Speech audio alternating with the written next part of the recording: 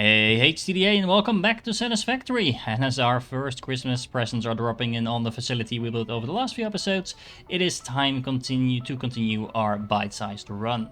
That is aimed at those of you who want to progress through this game without every build taking weeks to complete, but still have an awesome looking factory. And today, we're up for something that I usually dread, which is making a whole lot of screws. So I figured, why not take the most horrible item in the game, at least in my opinion, and make it into something fun. Just wondering, by the way, I haven't really played through one of these Christmas events before. How many of these presents are we going to get? Because I've been in this game for like 1 minute since it was updated, and I am already these boxes sitting all over the place in my factory. You can see one on the ledge over there, one on top of the factory, one dropping in, one on top of the factory over here. Several of them in the bushes and more incoming all the time. So it's kind of a wild event, it looks like. But anyway, that is not the point of this episode. Okay, I'm usually not a big fan of these in-game events, but if they include tiny little doggos that look like reindeers, I have to say I must be a fan. Now, to be exact, we are going to need a net production of 510 screws per minute, 90 iron plates per minute, and 60 iron rods per minute. And that is net, so we'll actually need a lot more iron rods than that, because of course those are going to be turned into screws. Now, I'm still using the base recipes. At this point, you might already have alternative recipes, especially for screws, that can quite come in handy. But for now, I'll just stick with the basic recipes just to make sure you can follow along. Now, in terms of following along, it's probably important to note where we are. We are currently on the, what is this? The west coast. Is that the west coast? Yes, it's the west coast of the map. And we have a total of 3 pure iron ore nodes, I should say, because there's actually a copper node here as well, as long as with some limestone over here as well. So this is actually a very rich area in terms of nodes. But specifically, we are going to need 2 of these pure nodes to get what we want. Now, the interesting thing about this specific area is actually that it's kind of like on a cliff is probably not the best word, but it's kind of looking out over the beach. You can see our other facility there in the background. So it's kind of raised in the area compared to most of the other stuff around it. And yeah, I kind of just like this area. There's actually a nice open flat space in the middle of here as well. And I think that just allows for a little bit of more creative building. Now, what I'm going to build today is definitely not necessarily going to be the most efficient thing to build, and that has been kind of the theme of this episode so far, but I'm hoping to compensate for that by using the blueprint designer. Now, let me show you what I mean. Now, in order to make this build painless but also interesting to look at, it's good to consider what it is that we're actually trying to build. So in order to build the facility with the production specifications I just mentioned, we are going to need about 40 different facilities making products, and that's quite a lot. I actually want to see if we can make a blueprint where we can actually stack them up in such a way that we get a nice interesting tower, but also make sure that that tower is easy to traverse, as well as just make it look interesting from the outside. I mean, of course you can just make a box and stack it up, but that's not necessarily the most interesting thing to look at. So let's see if we can make that work. Now, when making a blueprint like this, or a build like this if you're not on experimental branch or update 7 yet, is to consider the amount of space that we have, and of course also in this case that we actually want to make sure it's stackable. So although I started out with a basic double layer so we can have the belts hidden away somewhere, we can just plop down constructor units or whatever else we want in terms of smelters, etc., and be done with. Well, you can, but then it will probably not meet the criteria that we just set. So in order to do this, let's think about it for a moment. First of all, it's important to realize that in this particular build, I think we can make it such a way that most of the buildings we're going to need will be multiples of 4. That means that if we stick 4 buildings on each blueprint, then just by stacking it up, we should reach to the amount that we actually need in terms of the actual production we want in this specific building. Now, on top of that, 4 buildings or 4 constructors, for example, in a blueprint like this is actually very convenient, because it means we can use a quadrant of 4 blueprints for each of those buildings and have a lot of space to work with around those buildings so we don't have them clipping through each other. We have some room to maneuver in, and in general just make our lives a little easier. So let's see if we do that, what we can come up with. The one and only exception to that is probably going to be the smelters, because as you can see, we can easily fit a total of 8, which is still a multiple of 4, onto a platform, and that also happens to be exactly the amount that we need in order to fill an entire Mark III belt full of ore, or at least fill that into the smelters and make that into the ingots. So that's probably going to be the exception to the rule, where we have 8 on these. Now, as you can see, I'm still working with lifts, and I'm actually hoping that the latest few patches actually fixed the lift, so we can actually use a little bit more of them in this particular build. We'll just have to find out as we build along. But I also want to make sure we're using some of the other new elements that were introduced in Update 7. So let me see what we can do with ceiling conveyor belts. So I guess the short answer to that is not much.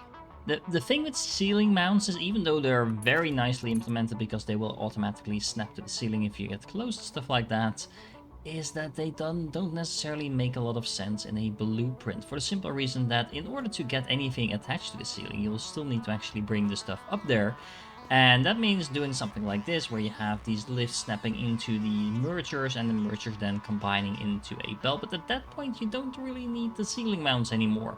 I do think, I'm not complaining about these, by the way, just to be clear. I think they have a very natural place in a lot of facilities if you want to transport stuff across a room or stuff, something like that. Basically, lifting anything off the ground is a very good idea to keep things nice and tidy. But once again, I don't necessarily think they make a lot of sense in a blueprint like this. Now, I'm actually thinking that we should probably bring this to ground level instead, because A, that will look even cleaner than this looks, and B, it makes it actually easier to interconnect the different building blocks of what we're trying to do. So let's see how that turns out. Oh yes, now we're talking. Now I actually think this layout looks a lot better than what I tried to do with the ceiling belts, and there's actually another upside to this. Because we are bringing the output back underground, we can actually make use of all that leftover space that we had below and make sure we're putting that to use. Now in this case, actually we decided to loop back the belts in the same direction as where we're having the input come from. You can of course do that in whatever way you want, but I think it will be interesting to kind of have all the lifts and stuff like that on the same side of the building. Now, of course, there's different tastes to that. That's just what I'm going for here. Now, I'm actually also including the lifts in the blueprint because I'm hoping that the fixes will have fixed exactly that. And then last but not least, as you might just have noticed, I actually put some pillars on the sides, and that will make it easier for the blueprints to actually snap like in the way we want to. Now, the way this is set up is that these are actually at exactly 3 foundations high. And of course we have 1 foundation below, and then together with the layers that we already have, we will have an exact amount of 5 foundations high built. I'm not entirely sure how this is going to work. Can we blueprint the presents as well? That would be nice to kind of just copy paste the blueprints, the presents I mean. But yeah, so putting the pillars in the build is not necessarily for aesthetic purposes, because we might want to actually do something on the outside as well, which we can't fit into the blueprint because otherwise it would get too big, but it will make for very easy snapping. Now, all we need to do is make something similar like this with constructors as well, while taking into account where we will have our in and output belts. So let's get to that. The nice thing is, once you kind of know what you're aiming for with these blueprints and how you want them to interconnect, it's actually really straightforward to just build the next pieces. So even though the first piece took me a little bit of figuring out and just trial and error in terms of what I actually wanted to do, this second one with the constructors actually only took me like 5 or 10 minutes or something like that. It's actually even worth it to save a blueprint with just the floors and the pillars, just so you can very easily just start over or make a new floor with a different layout and things like that. That will just make it even more convenient to get that up and running. Now, when I'm looking at this, I'm actually inclined to think that maybe we should not make one tower, but we should make 2 towers, because in the end, what we're basically trying to do is we're trying to make screws, mostly, but we're also going to make some iron plates, because that's the last basic resource that we're going to need in order to make a giant leap in terms of progress. Those iron plates could be in the same tower, that's not necessarily a problem, but I think it will actually be interesting to tune the builds in such a way that they each use a single pure node, and that basically each item comes out of its own tower. It makes it a little bit easier in terms of belt logistics as well as truck logistics, because that's of course how we're going to get that to a secondary hub that we're going to be constructing over the next few episodes.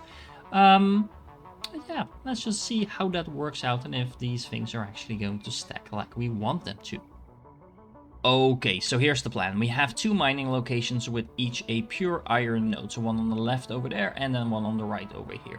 I also found that, well, these 2 locations where I put down a nice 4x4 grid are going to be perfect locations for a tower of production. We're going to make 1 tower for the iron plates that we're going to need, and we're going to make 1 tower for the screw production, for the simple reason that I actually want to see if this works first before we commit to a huge tower.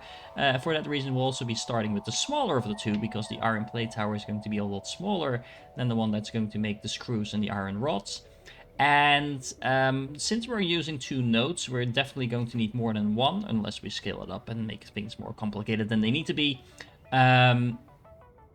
Because of that, I decided, well, looking at the ratios, it actually makes sense to make 1 tower with iron plates and 1 with screws and iron rods, but also in a ratio in such a way that we're actually using up an entire iron node at a pure rate. So without overclocking actually, so we can always scale this up even further if we want to, and there's definitely room to place more of these towers if we need to at the back end of this platform, so we can easily do that, which is a very convenient thing to do. But we're also actually going to upgrade the production a little bit as a result of that. So we're going to make 800 screws per minute, as well as 240 iron rods. Well, that's the gross production. There's actually only going to be about 40 per minute left after we're done.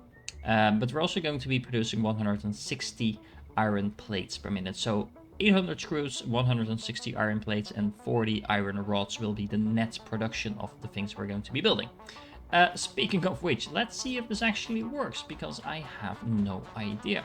The nice thing about the blueprints is that there's now also a feature where you can put them on the to-do list, which is very important considering you actually need all the resources in order to be able to place them. And as you can see, we're only going to need 1 smelter unit and 2 constructor units. Now, this doesn't snap to the initial grid, but because we have a fairly straightforward layout, this should not be too easy to place. It doesn't matter if you put it to blueprint mode or normal mode, it doesn't seem to make a difference. We do need to think for a moment how we're going to be placing this. And specifically, you can see the lift on the front. That will be our entry point, so I think we should be facing that in the... There's actually several ways we could do with this, but let's put that at the back, like this. There we go. Now, once we've placed this down, the constructor should hopefully be very easy. Yes, it is. Again, the lift needs to be on the same place. The middle lift, I should say, should be on the same place as the other lift in order to make sure the layout matches with what we had in mind.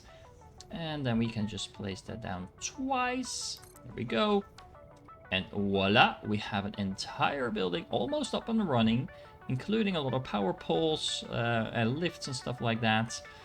I also noticed a problem immediately with this layout, because I didn't actually include the, the pillars in the middle one. So we actually have this weird open-endedness to that, so we'll need to fill that up. But we might want to do it in such a way we don't get this flickering, but we also need to cover some of this construction up at some point. There is a problem though, as far as I can see.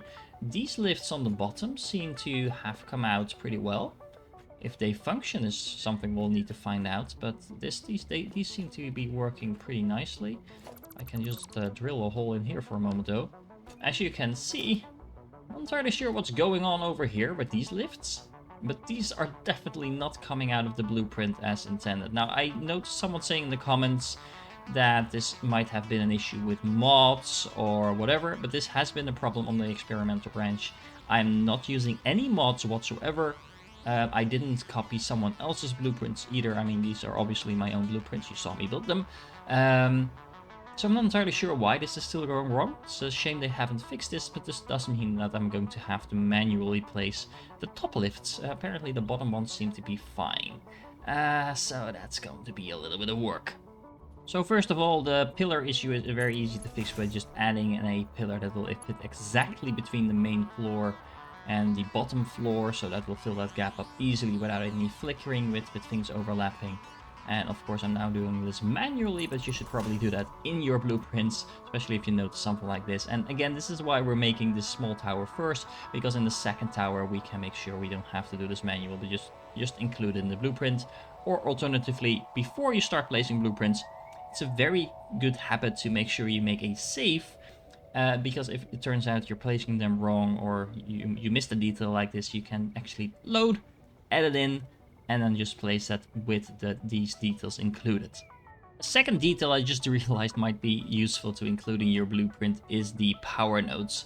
There was of course already a lot of power set up in this build itself, but in order to connect these builds, it makes sense to use a vertical power line like this, and having that clip through the floor actually looks really natural. I mean, there's buildings actually doing it exactly like this, like in the real world, so it's a good way to do that, but I didn't actually include that. And if you do it and you make sure all of these power nodes in the different sections are on the same side, then all you need to do from the outside is just click this and connect that in between those different nodes. So yeah, another thing that might have sped this up a little bit further. And last but not least, depending a little bit on the type of build you're making, it might be wise to actually power it up as you're building it, and that's what I'm doing in this case. Now, if you're placing power poles through a long distance, I recommend placing them in natural obstructions like this. You can't remove this anyway, so it might be nice to kind of use this as a natural way to lift your power cables off the floor. So in case we're running things like trucks and stuff like that down here, or trains at some point, they won't get in the way. We don't have to rebuild our power lines. So interesting notice that even though the lifts turn out really wonky, so they look very, very, very wrong, they do actually function somehow. So as you can see, this ore is actually going into this lift. It's being processed up top, and you can see that by the fact that we actually have the ingots coming out over here. And I didn't actually replace any of these lifts, so even though on the bottom end they look fine, on the top end they were obviously not fine, at least they don't look like they should be fine, but they do work. Don't ask me why they work, because they look like they should not be working whatsoever. But if you don't want to go around replacing all the lifts in your blueprints, then apparently you can get away with simply leaving them as is. And just to show the proof of that, these lifts do not look like they should be working. I'm not entirely sure what's going on here. There seems to be a lift part up here. There seems to be like a secondary lift part down here that's also kind of connected to the rest. If you delete this part, you will also delete the bottom part. I have no idea what's going on over here. But as you can see, the constructor is making its stuff and it's actually being exported. It's now getting stuck in here because the bottom belt is full. But it's definitely going where it should be going. So yeah, again, I'm not entirely sure how it works. To be honest, you only notice that this is a little wonky when you get up close, because the lift placement in itself is fairly okay. It's mostly bothering me in these lifts that are kind of on the outside, because again, I'm not entirely sure what's going on over here, but this is definitely not where it should be going. So again, do with it whatever you want, but for some reason it seems to work. And there we go, we have a functional tower. Now, this doesn't look like much, but hold that thought. How it works, just to reiterate, we are inputting the ore in the back. It's being smelted on the bottom floor. Then we are transporting the ore up in the back, or the ingots I should say, up in the back to the second level. We're not using all of that there, but we are making some plates, so this is coming out here in the middle. The remainder of the ingots are being transported further up on the floor, and then on the second floor we are again making more iron plates, and that should use up the remaining ingots that we have left. So we're basically alternating the inputs on the front and the back, and all the outputs are going to be exported down here in kind of this zigzagging pattern, because we do need to combine everything into a single belt, or at least that's what I'm doing over here. And then by doing so, we now have a nice little stream of plates. Now, like I said, this doesn't look like much. If you just put a roof on here, you are probably almost done already, and you can do that very easily just by taking another ladder.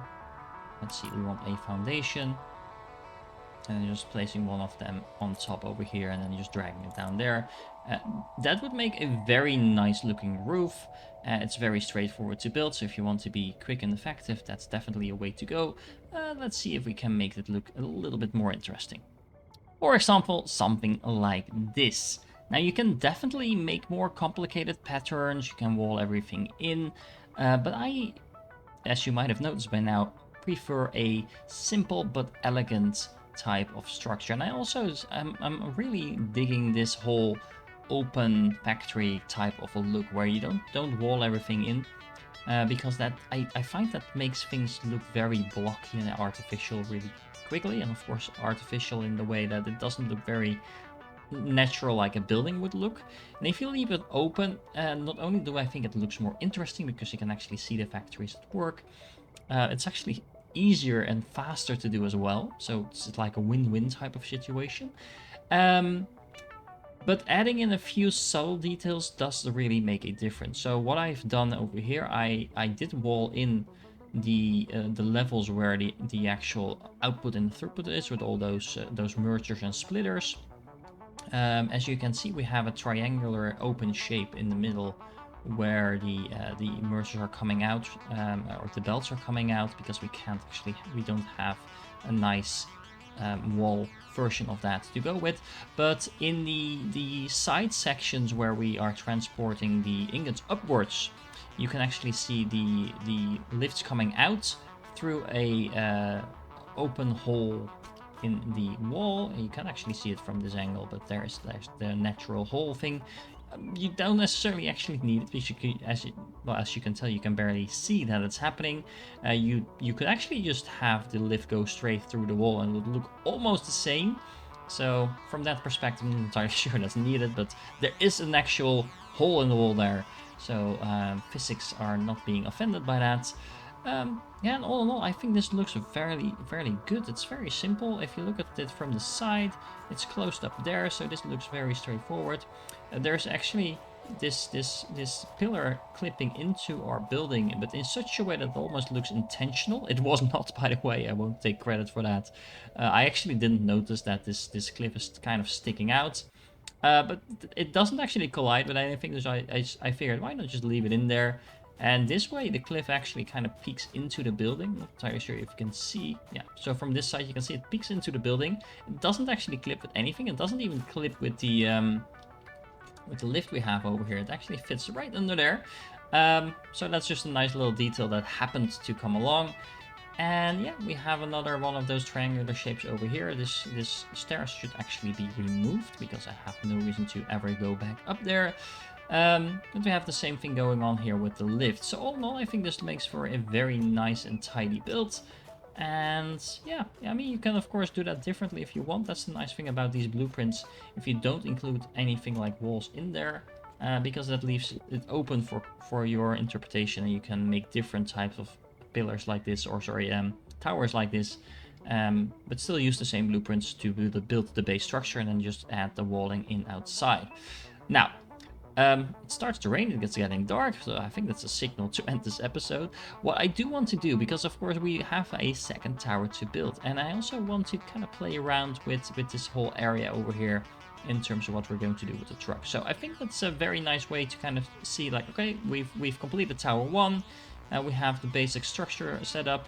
It always takes a little bit more time to build a first structure in an area like this, because you also need to draw the power here, you need to set up the miners, you need to clear out the trees and things like that. So I think it's actually a very convenient to split this build up in 2 evenings or something like that, with the first evening clearing all of that out, connecting the power and building the first tower, and then the second evening, well, you'll just have to join in for what we are going to do in the next episode. So I hope you enjoyed this one. Let me know in the comments, do you ever use these tower builds like I've done over here? It's actually the first time I'm doing something like this, so let me know in the comments.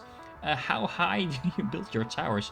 From what I've been able to find, you can actually go very, very, very high.